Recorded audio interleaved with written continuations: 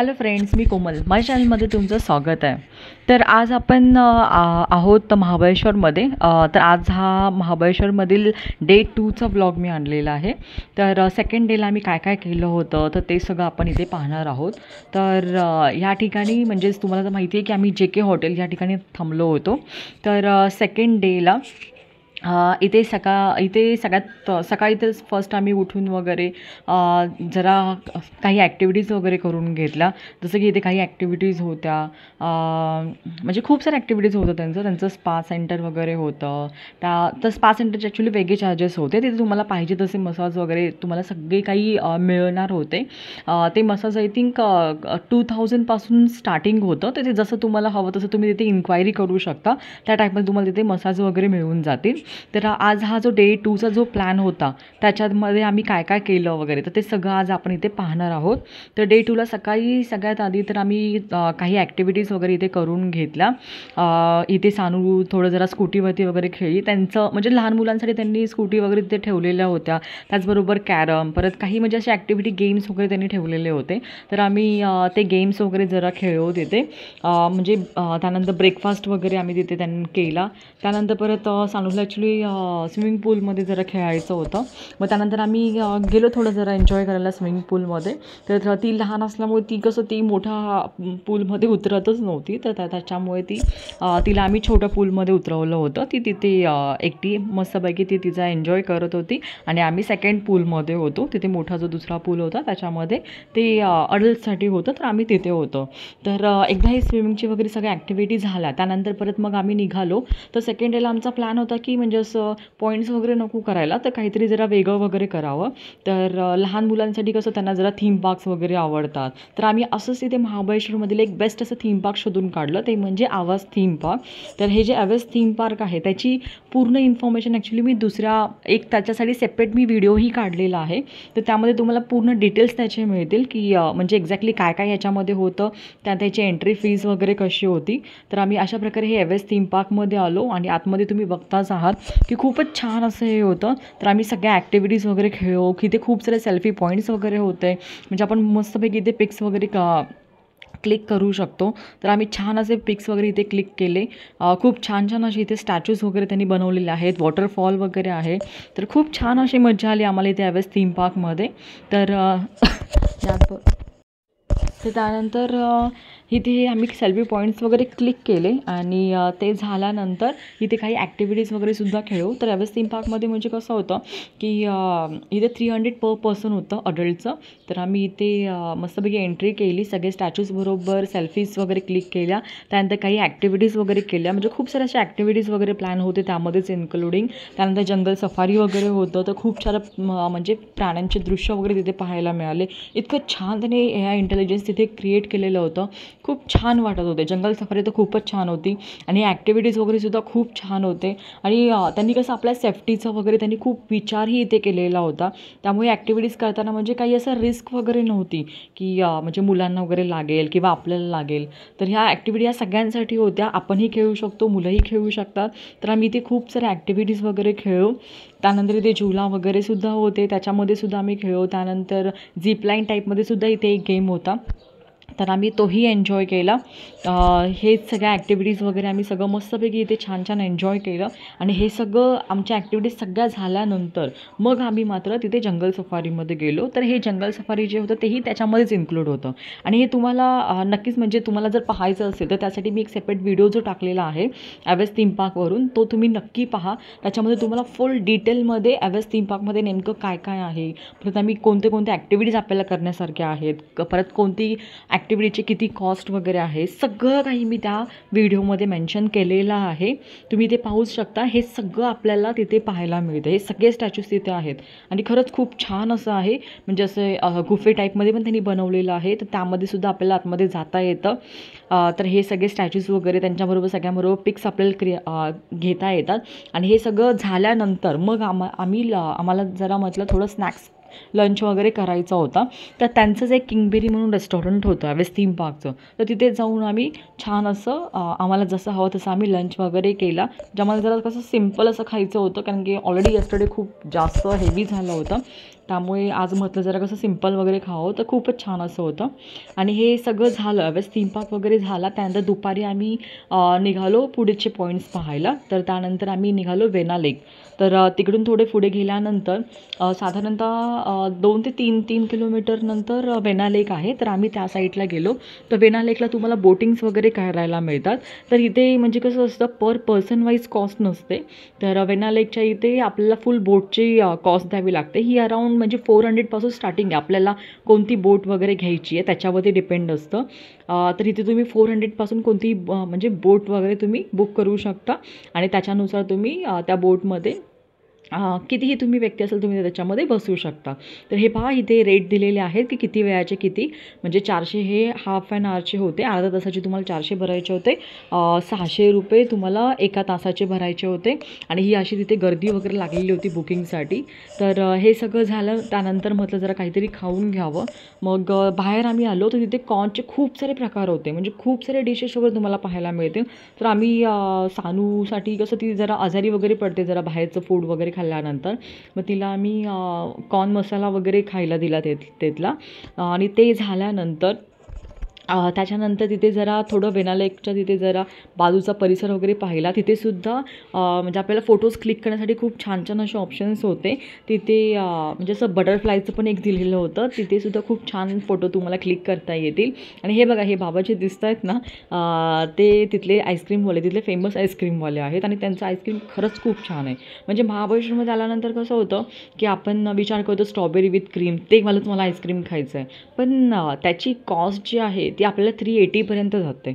म्हणजे काहीतरी 200 असते आणि प्लस त्यामध्ये 1 स्कूप आईस्क्रीम घेतल्यानंतर 380 जाते. पण त्याची जी टेस्ट आहे ती ह्या टेस्टला तोडच नाही देऊ शकत. या बाबांची जे आईस्क्रीम होते ते खरंच खूपच अफलातून असं होतं. आणि ते काहीतरी 50ला एक आईस्क्रीम असं काहीतरी होतं. तर आम्ही काय केलं, वेगवेगळ्या फ्लेवरचं वगैरे घेतले. तर यांच्याकडे 3-4 फ्लेवर्स वेगवेगळे मिळतात. जसे की इथले जे फेमस आहे स्ट्रॉबेरी, मलबेरीज, तर सगळ्यांचे तुम्हाला वेगवेगळे फ्लेवर्स वगैरे मिळतात. त्यानंतर आम्ही काही सेल्फीज वगैरे तिथे क्लिक केल्या, काही फोटो सेशन्स वगैरे केले. तर हे बघा, हे बटरफ्लायचं वगैरे तुम्हाला दिसतंय तिथे, म्हणजे तसं बनवून त्यांनी क्रिएट केलेले आहेत आणि आपण तिथे फोटोज वगैरे तिथे क्लिक करू शकतो. त्याचबरोबर तिथे एक मून टाईपमध्ये सुद्धा होतं. तर ते सुद्धा सेल्फी पॉईंटसाठी होतं. आणि तसंच जर आपल्याला समजा की फोटोज वगैरे म्हणजे आपल्याला प्रिंट हवे असतील तर तेथेच ना काही म्हणजे फोटो क्लिक करणारे सुद्धा आहेत. तर त्यांना आपण पैसे देऊन तिथे फोटो क्लिक करून घेऊ शकतो. ते तुम्हाला प्रिंट्स जे आहेत ते लगेच विदिन 5 to 10 मिनिट्समध्ये तुम्हाला तिथे देऊन टाकतात. तर अशा प्रकारे तुम्ही तिथे फोटोज वगैरे घेऊ शकता. तर आमचं हे जे वेना लेकचं होतं हे झाल्यानंतर आम्ही म्हटलं आता जरा शॉपिंग वगैरे करावं. मग त्यासाठी आम्ही महाबळेश्वर मार्केटमध्ये गेलो. तर हे तुम्ही पाहताय, आम्ही महाबळेश्वर मार्केटमध्ये पोहोचलो होतो, जे आपलं जुनं महाबळेश्वर मार्केट असं म्हणतात. तर त्या ठिकाणी गेलो होतो आणि तिथे खरंच खूप छान छान असे ऑप्शन्स वगैरे होते शॉपिंगसाठी. मला थोडंसं म्हणजे पुण्यापेक्षा थोडंसं जरा कॉस्टलीच वाटलं तिथले जे पण हे आहेत शॉपिंगचं, पण छान होतं अराऊंड. आणि त्यानंतर तिथे ना म्हणजे असं वूडचे पण खूप सारे ऑप्शन्स वगैरे होते. आणि रेस्टॉरंट्स तर खूपच भारी भारी होते तिथे. आणि खूप छान छान असं वाटलं. कपड्यांचं पण, कपड्यांची व्हरायटी, चप्पल्सचे खूप छान होते. त्यानंतर हे जे शॉल्स वगैरे असतात ते सुद्धा तिथे खूपच छान पाहायला मिळतात. तर तुम्हाला जर शॉल्स वगैरे घ्यायचे असतील तर नक्की तुम्ही महाबळेश्वरमधून घ्या, कारण की तिथे खूप छान शॉल्सचे कनेक्शन्स वगैरे होते. मला तर शॉल्सचे कनेक्शन खूप जास्त आवडले. त्यानंतर लहान मुलांसाठी सुद्धा खूप छान छान तिथे ऑप्शन्स होते. खूप छान असे गेम्स वगैरे होते. आणि हे झाल्यानंतर आम्ही म्हटलं काहीतरी जरा आता खावावं. ॲक्च्युली मला तिथे म्हणजे स्ट्रॉबेरी विथ क्रीम जे आईस्क्रीम आहे ते खायची खूप इच्छा होती. तर मग त्यासाठी आम्ही इथेच असलेलं जे रेस्टॉरंट होतं तिथे आम्ही गेलो. आणि तिथे मग आम्ही स्ट्रॉबेरी विथ क्रीम आईस्क्रीम त्यांना मागवलं. तर त्याची काहीतरी जी कॉस्ट होती ती अराऊंड 180 होती. आणि त्यामध्ये आपल्याला आईस्क्रीमही हवं असेल तर 1 स्कूपचे 100 रुपीज, म्हणजे असे 280 रुपीज त्यांनी त्या एका म्हणजे स्ट्रॉबेरी विथ आईस्क्रीमचे त्यांनी चार्ज केलेले होते. त्याचबरोबर आम्ही पेस्ट्रीज वगैरे घेतल्या. तर पेस्ट्रीज काहीतरी अराऊंड 70 to 100 रुपीजला होत्या तिथे. तर हे सगळं आम्ही तिथे घेतलं. तर हे बघा, जे शालीमार रेस्टॉरंट आहे महाबळेश्वरमध्ये तिथे आम्ही गेलो होतो हे आईस्क्रीम खाण्यासाठी. तर तिथे आईस्क्रीमचे म्हणजे खूप सारे व्हरायटीज वगैरे होता. तर हे आम्ही आईस्क्रीम तिथे मागवलं होतं. त्याचबरोबर त्याच्या बाजूलाच पेस्ट्रीजचं शॉप होतं, तिथून सानूसाठी आम्ही पेस्ट्रीज वगैरे घेतलेल्या. तर हे सगळं घेतलं. आणि त्यानंतर आणखीन दुसरे म्हणजे मिक्स फ्लेवर्समध्ये सुद्धा तिथे आईस्क्रीम्स होते. तर आम्ही ते सुद्धा एक ट्राय केलं, म्हणजे जे मलबेरीचं वगैरे होतं ते खूप छान होतं. तर हे स्ट्रॉबेरीचं कसं हे जरा थोडं आंबट गोड, बट मलबेरीचं खूप असं म्हणजे खूपच असं स्वीट वगैरे होतं. तर तुम्ही तेही ट्राय करू शकता. ते ॲक्च्युली आईस्क्रीम मला स्ट्रॉबेरीपेक्षा ते ॲक्च्युली जास्त बेटर वाटलं. तर नक्कीच तुम्ही ते ट्राय करू शकता. आणि हे सगळं झालं त्यानंतर पुन्हा म्हटलं थोडंसं जरा शॉपिंग वगैरे करूया. तर आम्ही पुढे गेलो. तर तिथे काही शॉप्स होते, तिथे तुम्हाला ना म्हणजे असं गरम गरम तिथेच शेंगदाणे परत चणे वगैरे तुम्हाला ना तिथेच असं भाजून वगैरे देत होते. तर तसे म्हणजे गरम गरम तुम्ही असं घेऊ शकत होता तिथे विकत. तर आम्ही ते पाहिले आणि तिथे काही फॉरेनर्स आले होते. तर त्यांनासुद्धा खूप असं मजा वाटली की ते कसे म्हणजे त्या कढईमध्ये हे करताय. तर त्यांनीसुद्धा आहे ना स्वतः म्हणजे असं ते भाजायचं वगैरे ट्राय केलं. तर त्यांना खूपच छान वाटत होतं आणि खरंच ते खूप छान ऑप्शन होता. तर आम्हीसुद्धा मग तिथून काही म्हणजे शेंगदाणे वगैरे घेतले. परत हे चणे वगैरे हे बघा, हे तुम्ही शॉप पाहताय. तर या शॉपमधून आम्ही घेतले होते आणि हे खरंच खूपच छान होते. त्यांची टेस्ट वगैरेसुद्धा खूपच छान होती आणि त्यांचं जे मेथड होतं जे गरम करण्याचं ते खरंच खूप असं डिफरंट होतं, म्हणजे छान वाटत होतं. तर आम्ही हे सगळं घेतलं. त्यानंतर थोडी शॉपिंग वगैरे केली तिथून मार्केटमधून आणि तिथे जे ऑप्शन्स होते ते खरंच खूप छान असे ऑप्शन्स होते. तर हे झाल्यानंतर परत आम्ही डिनरसुद्धा म्हणजे महाबळेश्वरमध्येच केला. असंच मार्केटमधून पुढे गेल्यानंतर तिथे काही रेस्टॉरंट्स वगैरे होते. तर मग तिथेच मग आम्ही डिनरसुद्धा करून घेतला. पण तसं म्हणजे महाबळेश्वरमध्ये जर तुम्ही डिनर किंवा म्हणजे असं खाण्याच्या ज्या गोष्टी बघताय त्या थोड्या जरा कॉस्टली आहेत. म्हणजे त्या मानाने पाचगणीमध्ये मला वाटतं जरा कमी रेट आहेत, पण महाबळेश्वरमध्ये त्याचे रेट खूपच जास्त आहेत. तर तुम्ही कुठली चिकनची जर कोणतीही तुम्हाला मागवायची असेल रेसिपी तर ती आय थिंक मोर दॅन 400 अशीच आहे. 400च्या पुढेच तुम्हाला ते म्हणजे तितकं पडतं. कॉस्टली आहेत जरा, पण छान आहेत. पण टेस्ट वगैरे खूपच छान आहे, मला तर खूप आवडले. तर अशा प्रकारे आम्ही इथे शॉपिंग वगैरे केली आणि डिनर वगैरेसुद्धा आमचा इथे करून घेतला. त्यानंतर तिथे काही डोसा सेंटर्स वगैरे होते. तर त्यांचं म्हणजे पुण्यापेक्षा असं डिफरंट होते जरा. त्यांचे डोसा बनवण्याची वगैरे ज्या पद्धती वगैरे होत्या त्या थोड्याशा जरा डिफरंट वगैरे होत्या. तर आम्ही तेही तिथे ट्राय केले. चाट वगैरे ट्राय केले. तर चाट पण खूप छान होते. चाट खरंच खूप अमेझिंग होते. तुम्ही तिथे चाटचं कोणतंही जर तुम्हाला ट्राय करायचं असेल तर खरंच खूपच छान होतं. त्यानंतर तिथे आम्ही त्यानंतर परत सानूसाठी थोडे जरा म्हटलं खेळणी वगैरे बघाव्या. तर त्यासाठी तिथे बघत होतो. तर आम्हाला तिथे तिच्यासाठी काही ऑप्शन्स वगैरे मिळाले. तर तिला जे हवं होतं ते आम्ही तिथे तिला घेऊन दिलं आणि हे सगळं झालं. अशा प्रकारे हा आमचा जो महाबळेश्वरमधला जो डे 2 होता व अशा प्रकारे आमचा संपला आणि त्यानंतर नेक्स्ट डेला आम्ही मग हॉटेलमधून चेकआउट करून आम्ही परत पुण्याला रिटर्न निघालो होतो. तर अशा प्रकारे हे जे आमचे महाबळेश्वरमधले 2 दिवस होते ते खरंच खूपच छान गेले. म्हणजे खूप छान आम्ही ॲक्टिव्हिटीज वगैरे केल्या, खूप एन्जॉय केला. सानू पण खूप खुश होती. तिचे पण जे हॉलिडेज होते ते खरंच खूपच छान असे झाले. तर अशा प्रकारे आमचे 2 दिवस जे महाबळेश्वरचे होते हे खूपच छान गेले होते.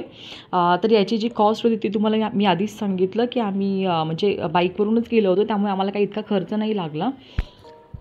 आम्ही हा प्रवास बाईकनेच केलेला. तर आम्हाला पुण्यापासून महाबळेश्वर आणि परत समजा रिटर्न असं पूर्ण जर्नीला बाईकसाठी तर ओन्ली आय थिंक 650चं पेट्रोल वगैरे लागलं असेल आणि जो स्टेचा खर्च होता जसं की पर डे 1200 असा हा आम्हाला इथे हॉटेलचा खर्च लागला होता आणि बाकी शॉपिंग वगैरे ते तर आपल्यावरती डिपेंड आहे. सो असं आम्हाला म्हणजे असं ऑलमोस्ट बजेटेड ही पूर्ण ट्रिप झाली होती. आणि तुम्हाला खरंच सपोज बाईकवरून नसेल जायचं आणि तुम्हाला बजेटेड ट्रिप करायची असेल तर तिथे गेल्यावरती पहा हे असं टॅक्सीचं पॅकेज असतं. तर तुम्ही अगदी 800 ते 900 पासून ना तुम्ही हे पॅकेजेस घेऊ शकता. ते डिपेंड आहे की किती आवर्सवरती तुम्ही घेताय. सपोज तुम्ही 2 किंवा 2.5 तासाच्या टाईमवरती जर पॅकेज घेत असाल तर ते काय करतात की ती टॅक्सी बुक होते आणि त्यामध्ये तुम्ही समजा फॅमिलीमध्ये 5 जण आहात तर 5 जण तुम्ही टॅक्सीमध्ये बसू शकता आणि ती ट्रिप कंप्लीट करू शकता फक्त 900 रुपयांमध्ये. तर फक्त म्हणजे हे जे 900 रुपये ते टॅक्सीचे असतात, पर टॅक्सी, आणि त्याच्या वाईज हे पॅकेजेस असतात आणि मग ते तुम्हाला तितके प्लेसेस फिरवून आणतात. म्हणजे तुम्हाला कसं आहे तिथे गेल्यानंतर काही टेन्शन नाही आहे. तर हे सगळं जे आहे ते पूर्ण त्यांची जी टीम असते ते पॅकेजेस बघतात. सो आपण तिथे जाऊन आपल्याला हवे तसे पॅकेजेस घेऊ शकतो किंवा आपल्याला कुठले कुठले प्लेसेस कवर करायचे त्यानुसार आपण तिथे पॅकेजेस घेऊ शकतो. तर हे अराउंड 2 ते 3 तासाच्या त्याच्यावरती डिपेंड असतात. किंवा तुम्हाला जर फुल डेचं पॅकेज हवं असेल तर तसंसुद्धा तिथे अवेलेबल असतं. तर मी हे जे तुम्हाला इन्फॉर्मेशन इथे जो चार्ट दिलेला आहे तर ह्याच्यानुसार तुम्ही तिथे पॅकेजेस सिलेक्ट करू शकता. सो अशा प्रकारे तुम्ही बजेटमध्ये तिथे गेल्यानंतरही तुमची ट्रिप प्लॅन करू शकता. तुम्हाला टॅक्सीने फिरायचं तर त्या हिशोबाने तुम्ही तिथे पॅकेजेस घेऊ शकता आणि हे खूपच कमी पैशामध्ये तुम्हाला खूप सारे ठिकाण ते लोकं फिरवून आणतात. तर अशा प्रकारे तुम्ही तिथे महाबळेश्वरमध्ये गेल्यानंतरसुद्धा तुम्ही अशा प्रकारे तिथून टॅक्सी वगैरे बुक करू शकता किंवा जे तुम्ही हॉटेल सिलेक्ट कराल त्या हॉटेलवाल्यांना जरी सांगितलं तरी ते त्या हिशोबाने टॅक्सी मागवतात आणि त्यांचे जसे पॅकेज असतात तसे आपल्याला द्यावे लागतात. सो अशा प्रकारे हा आमचा महाबळेश्वरचा प्रवास होता. तुम्हाला कसा वाटला तो नक्की सांगा आणि तुम्हाला माझं हे जे ब्लॉग्स आहेत ट्रॅव्हल्सचे साड्यांचे जर तुम्हाला आवडत असेल तर नक्की माझ्या चॅनलला सबस्क्राईब करा, लाईक करा, शेअर करा. थँक्यू.